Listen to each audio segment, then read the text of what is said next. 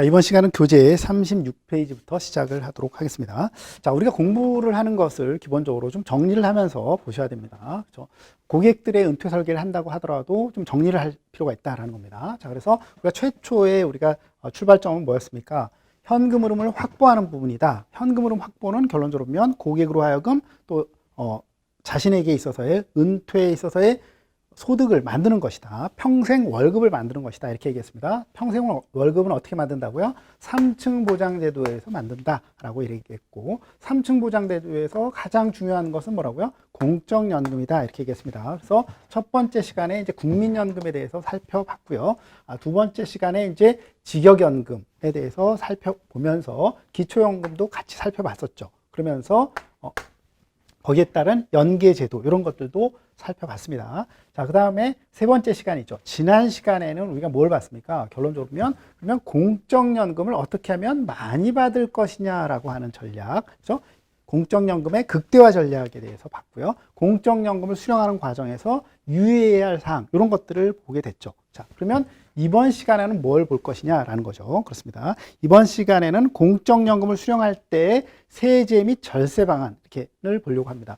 자, 결론적으로 보면 공적연금에 대해서도 과세를 하게 된다는 거죠. 그러면 효과적으로 어떻게 뭐라고 하냐면 절세할 수 있는 전략은 무엇인지 이것을 다루는 시간이 바로 이번 시간이 되겠다. 이렇게 보시면 되겠네요. 그렇습니다. 어차피 세금을 떼고 우리는 받게 되니까 세금을 적게 떼는 방안, 이게 뭐예요? 절세 방안이 되겠죠. 그죠? 되셨죠? 자, 그렇습니다. 자, 그래서 한번 봅니다. 자, 공적연금 소득에 대한 과세 부분을 보도록 하겠습니다. 자, 1개요 보시면 2001년까지는 그죠? 공적연금에 대해서 가입자의 부담금, 연금보험료를 납부해도 연말정산이나 종합소득 확정 신고 시 연금보험료에 대한 소득공제를 하지 않았고요. 연금 수령 시에도 소득세를 과세하지 않는 방식이었다라는 겁니다. 자, 그래서 먼저 제가 좀 써놨는데요. 자, 1988년도에 국민연금이 도입되었는데 2002년 이전까지, 다시 해서 2001년 12월 말까지는 기본적으로 국민연금 보험료를 납부한다고 하더라도 소득공제를 해주지 않았어요. 자, 그렇기 때문에 소득공제를 해주지 않았기 때문에 어떻게 결론적으로 보면 연금으로 수령할 때도 뭐라고요? 세금을 내지 않았다라는 거예요. 이해되셨나요? 자, 그렇습니다. 그래서 이것을 뭐라고요? 이때까지 낸 보험료에서 발생한 연금에 대해서는 과세에서 어떻게 하겠다고요? 제외하겠다라는 거예요. 제외하겠다. 한마디로. 세금 안 낸다는 거예요. 그죠? 되셨죠? 그죠? 그렇습니다. 자, 그런데 노령화 시대에 진입함에 따라서 2002년도부터는 그죠? 연금보험료에 대해서 연금보험료 공제를 해줬단 말이에요. 공제를 해주고, 그러니까 다시 해서 세금을 좀 깎아줬다는 거예요. 공적연금 내는 거에 대해서 세금을 깎아줬으니까 어떻게 연금을 수령할 때 세금을 부과하겠다는 거예요. 혜택을 줬으니까 연금을 수령할 때 그에 따른 세금을 뭐라고요? 부과하겠다라는 거예요. 그래서 국민연금법상 노령연금 및 반환일시금에 대한 소득세 과세 규정을 신설하였다라는 겁니다. 장애연금이나 유족연금의 경우에는 기본적으로 보면 장애 상태에서 받게 되는 것이 장애연금, 그 다음에 배우자가 사망해서 받게 되는 것이 유족연금이잖아요. 그러니까 그것에 대해서는 뭐라고요? 과세하지 않는다는 겁니다. 그래서 꼭 기억하셔야 됩니다. 결론적으로 보면 연금에 있어서는 노령연금, 장애연금, 유족연금이 되는데 장애나 유족연금에 대해서는 세금을 안 내는 거니까 뭐에 대해서만 과세한다는 거예요? 노령연금에 대해서만 과세하겠다는 거죠. 이해되셨죠? 그래서 꼭 기억하셔야 됩니다. 장애나 유족연금은 과세 대상에서 제외한다. 세금 안 낸다라는 겁니다.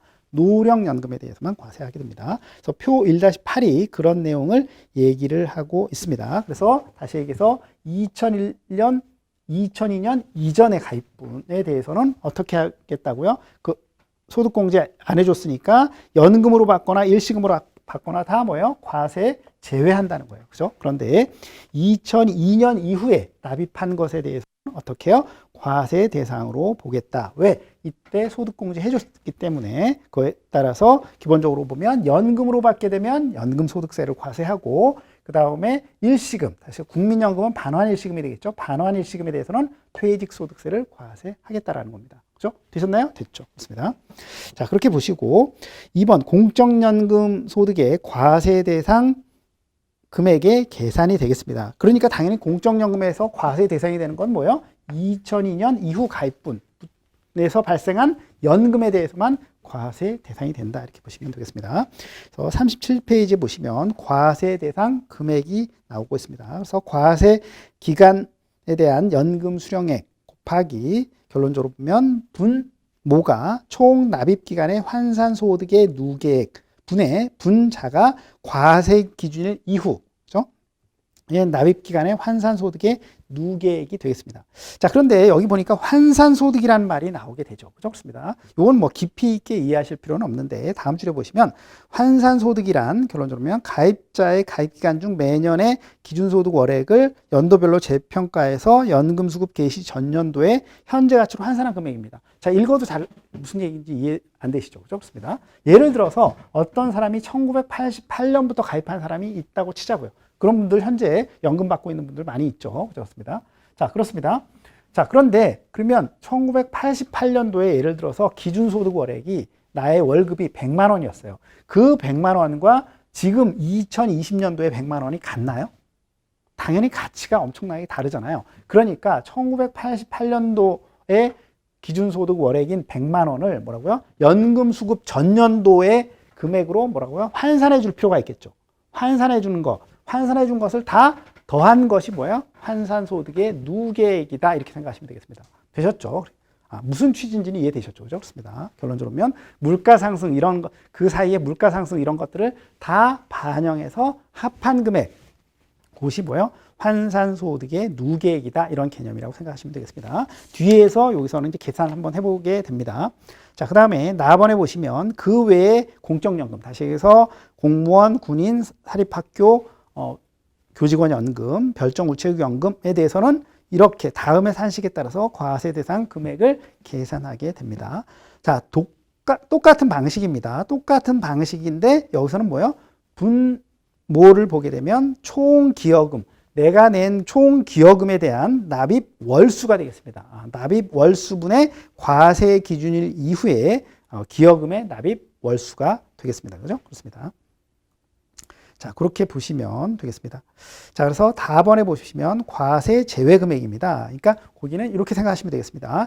2002년 이후 소득공제 받지 못한 보험료, 요게 뭐예요? 과세 제외 금액이 된다. 이렇게 보시면 되겠습니다. 자, 2002년 이후인데요. 소득공제를 받지 않은 경우도 있겠죠. 그죠? 그런 경우에서는 과세에서 아예 빼주겠다. 그래서 A에 보시면 요건 이렇게 생각하시면 되겠습니다. 전업주부 있죠. 전업주부는 소득활동이 없잖아요. 소득활동이 없기 때문에 세금 신고도 안 하죠. 그러니까 세금 신고를 안 하니까 결론적으로 보면 세금에 대해서 혜택 줄 것도 없겠죠. 그죠? 그렇습니다. 그래서 전업주부가 결론적으로 보면 2020년에 가입했어요. 자, 그렇지만 소득공제는 못 받았잖아요. 그것을 뭐 해주겠다? 그것을 과세 제외금으로 인정해 주겠다라는 겁니다. 그래서 과세 제외 기여금을 뺀 금액을 공적연금 소득으로 한다라는 겁니다. 그러니까 결론적으로 세금에서 빼주겠다 이런 취지라고 보시면 되겠습니다. B번의 경우에는 이제 공무원이다 이렇게 보시면 되겠습니다. 그래서 공무원 같은 경우는 사실 이런 경우는 실무상으로 보면 거의 발생하지 않습니다. 그래서 퇴직 일시금 공무원 같은 경우에 가입기간이 10년 미만 근무하다가 퇴사를 하게 되면, 그죠? 공무원에서 퇴사를 하게 되면, 그죠? 퇴직 일시금을 일시금으로 받게 됩니다. 이때 퇴직소득을 과세하게 되는데 그 퇴직소득세가 과세된 상태에서 반납을 했어요. 그죠? 이미 퇴직소득세가 과세됐죠. 그죠? 그렇기 때문에 그런 경우에 반납한 일시금에 대해서는 뭐라고요? 과세 제외해 주겠다라고 보시면 되겠습니다. 무슨 취지인지 이해되셨죠? 그러니까 결론적으로 2002년 이후에 소득공제를 받지 않은 것에 대해서는 세금을 안 물리겠다. 그걸 뭐라고 표현한다고요? 과세 제외 금액이라고 표현한다고요. 이해되셨죠? 그렇습니다. 자, 그렇게 보시고 38페이지 보겠습니다. 사례를 보시면 과세되는, 자, 이런 것들을 시험에 당연히 나오게 되고요. 간단한 문제니까 한번 보도록 하겠습니다. 어렵지 않습니다.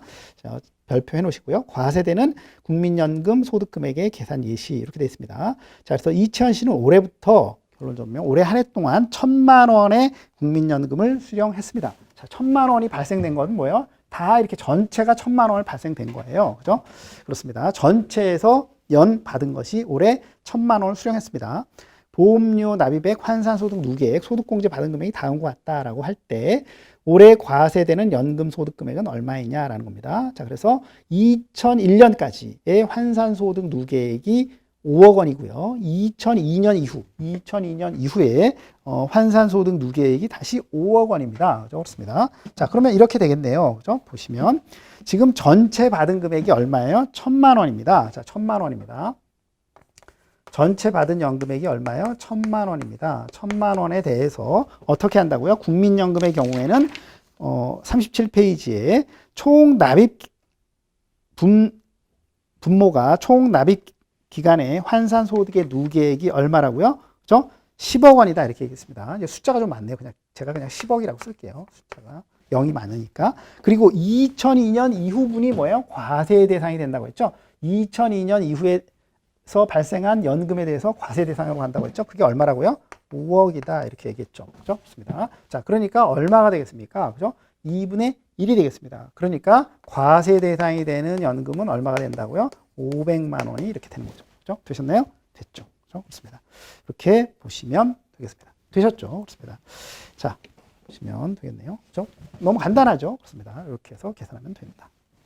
이런 것들 당연히 시험에서도 다루고 있습니다. 그 다음에 기본적으로도 또 알고 실무에서도 알고 계셔야 되는 내용이 되겠습니다.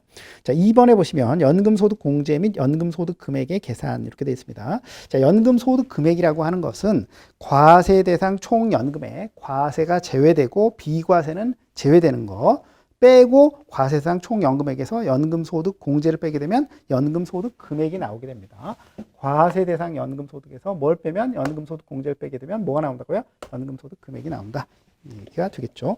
연금소득 공제는 이렇게 표 1-9에 나와 있는 것처럼 최대 900만 원까지 해주게 됩니다. 최대 900만 원까지 해주게 됩니다. 참고하시면 되겠고요.